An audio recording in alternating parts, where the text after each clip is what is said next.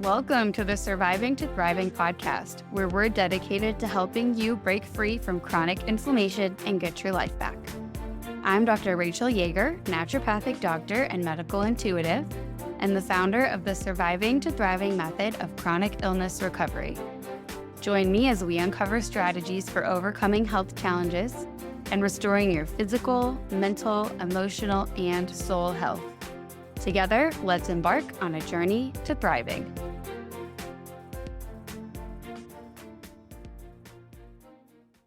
Okay, let's talk about autoimmune disease. I have several, and many of the people I work with have one or more autoimmune conditions. And actually, quite a few of the people I work with, we start off with them just being diagnosed with fatigue, and actually they do have an autoimmune condition, or something like body pain or brain fog. And with an autoimmune condition, no matter where the autoimmunity is focused in the body. So if you have Hashimoto's thyroiditis, or if you have rheumatoid arthritis that's affecting certain joints, or if you have Crohn's disease and it's affecting your gut, no matter where it is in your body, you still have systemic inflammation. Autoimmunity is still going to impact your entire body, even if you feel like it's concentrated to a certain area or a certain set of tissues.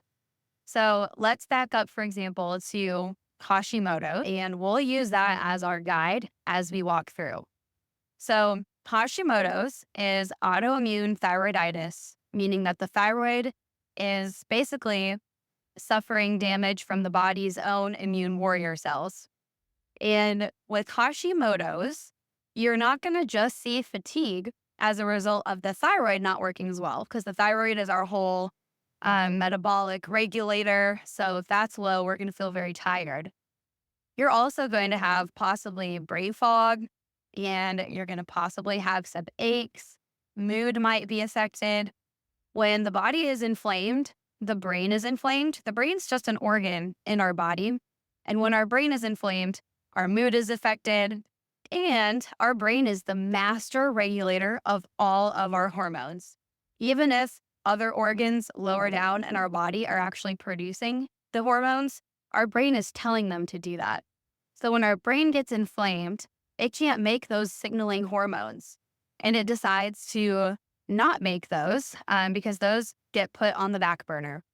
And the brain's master regulator, its control switch hormone, MSH, that gets downregulated. The brain makes a lot less of it.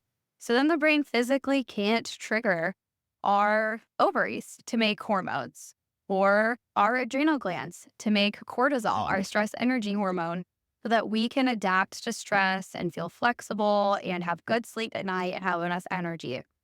So everything in our body ends up being affected.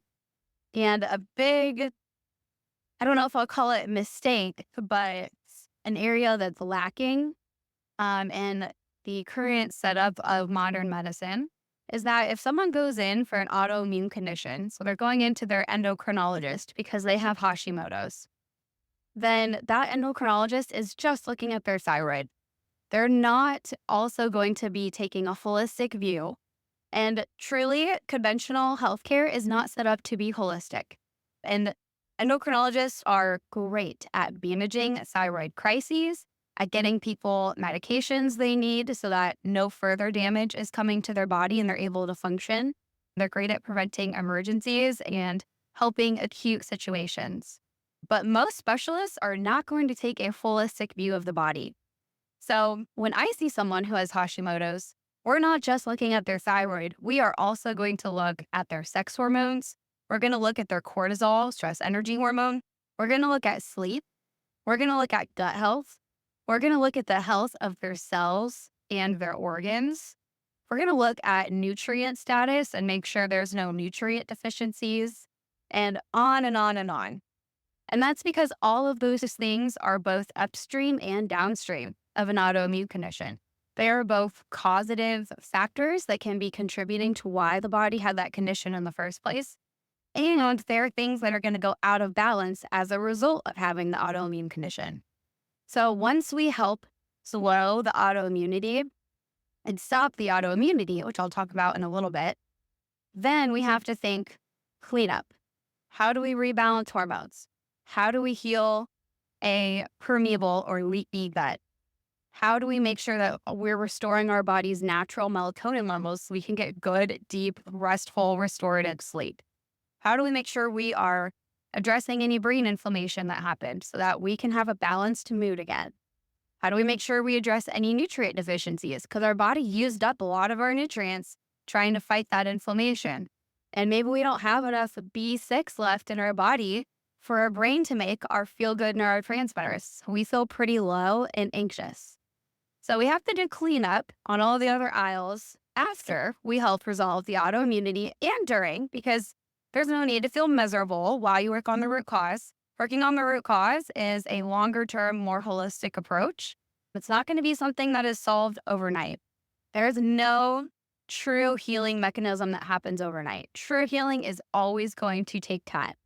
So as we work on those underlying root causes, we can get some healthy, non-toxic, non-harmful symptom relief on board to help with things like energy and sleep and hormone balance, and then do an even bigger, more thorough assessment of restoring those things after. So how do we stop the autoimmunity? First of all, let's talk about what causes autoimmunity, because this is one of the least well-known aspects out there of health, even by doctors. This is a new medical model, which has been proven to be the case in me and all of the hundreds of patients and hundreds of clients that I've ever worked with. And it just is so biochemically backed and supported, and it makes so much sense. And it is called the Shoemaker model and the cell danger response. And basically, it is telling us that autoimmune disease is a result of ongoing chronic inflammation that does not shut off. And it's a result of something triggering the immune system to have that response. So when we think about what can trigger the immune system, some of the biggest things are environmental factors, environmental toxins, and biotoxins that are going to come from infections. And infections can be bacterial, it can be parasitic. So we can think of even parasites as in worms, or protozoa, the tiny little ones that you can't see. It can also be fungal, and it can be viral. And I will tell you, one of the most common causes of Hashimoto's that I see is reactivated viral infections. It's not someone's first time having that virus, but the virus is actively producing and acting at way too high of a level for what it should to be dormant. And that is actually triggering the body's immune warrior cells to try to fight that virus. But parts of that virus look like your thyroid tissue. So in killing the virus and your immune system trying to do its job, it ends up accidentally also shooting at your own tissues. So the biggest viruses that I see being involved in Hashimoto's are Epstein-Barr virus and cytomegalovirus. These are the two types of monoviruses. And it's not the standard lab testing that is done to acutely check for these things or just see if you've even ever had them. It's more in depth. We are actually looking at proteins that show the specific reactivation and replication of this virus in the body. And we can also use different metrics like how high are the titers to know whether that virus is reactivated. So this is where I love blending science and biochemistry with natural holistic medicine, because why not use both? Why not use all the tools that you have and blend them together and get the most informed picture that you can get? And don't take shots in the dark, but be as methodical and precise as possible. So if we check with labs, we can actually see, are these viruses active right now? It's a very clear yes or no answer. And then we can specifically target those viruses. There's not a lot of good pharmaceutical treatments for viruses, which I suspect may be one of the reasons that there's not a lot of algorithms that include checking for these viruses. But there are great treatments in the holistic, natural realm to go after these viruses. And sometimes these viruses are more of a canary in the coal mine. Sometimes it's not them themselves that is triggering the autoimmune response, They are partly triggering it, but it's not their presence that happened first. It's actually something deeper that is suppressing the immune system that then allowed for these viruses to be reactivated. Because we have to remember that when we get a virus, it hangs around in our body forever. We are never, ever fully cleared of a virus. It's simply that our immune system learns to keep it suppressed and keep it dormant. And that virus stays dormant or suppressed or inactive for the rest of our lives, ideally. We already know some really common cases of times when stressful events can bring out a virus, any kind of stressor on the body. Car accident, stressful life event, surgery. Think of shingles as the chickenpox virus, which has stayed dormant in someone since they were a kid, coming out in their later years of life because the immune system is no longer able to keep it suppressed for whatever reason. So if we think about that same model, it's not just shingles that would be reactivated. There's all these other viruses that we are exposed to. We're exposed to hundreds of viruses, and some are more problematic than others. We know that the monovirus family, that family of viruses is correlated with cancer, and it lowers the immune system, and it causes a lot of health effects. And more research comes out all the time linking that to autoimmune diseases. Last year, a paper just came out finally officially linking Epstein-Barr virus to multiple sclerosis, which in the cell danger response shoemaker model of holistic care, we have known about for a while. It's nice to finally have research out there and have this information more widely available so people can start to better understand it. So addressing autoimmunity comes down to finding the trigger. So if the trigger is viruses, we treat the viruses. If the trigger is parasites, we treat the parasites. If the trigger is a bacterial infection, we treat the bacterial infection. If the fungal infection, we treat that. And it's not always a super easy journey to treat those because what happens when you go after the root cause of autoimmunity is you cause an autoimmune flare. So if someone's autoimmune root trigger was Lyme disease and you start killing Lyme, which is in itself a very meticulous, long process that needs to be done correctly, the Lyme dying off can actually trigger an autoimmune response, a flare in the body.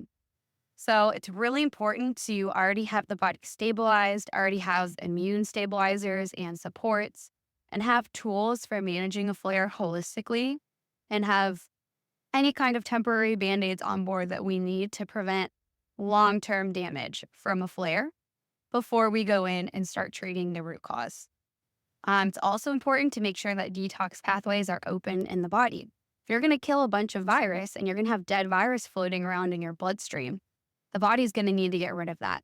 And the body pulls things out of our bloodstream for elimination, which is what we call detoxification, in a couple main ways. And two of the main ways are going to be our kidneys and our liver. They're filtering our blood every second and pulling junk and waste out of it. And we're peeing it out and we're pooping it out.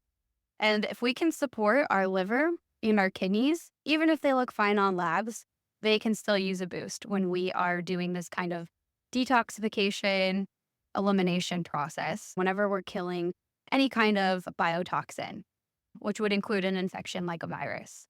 So supporting detox pathways, making sure those are open, making sure that we have mood supports on board in case mood takes temporarily from the temporarily increased brain inflammation that can happen while you address and kill the root cause, making sure we have all of those other things stabilized like hormone supports so that we're not going to suffer any unnecessary side effects and not feeling well while we do this.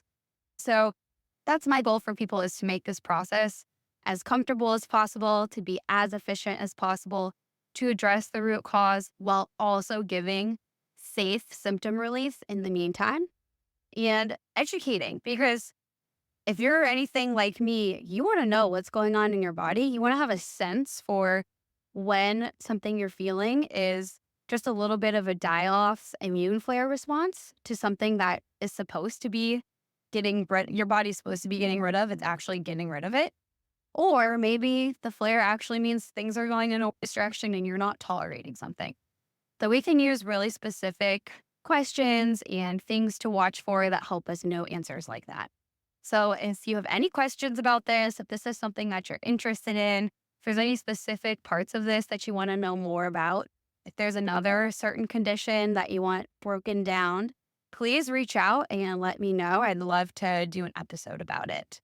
Looking forward to talking with you all in the future. Thank you for tuning in to today's episode of the Surviving to Thriving podcast.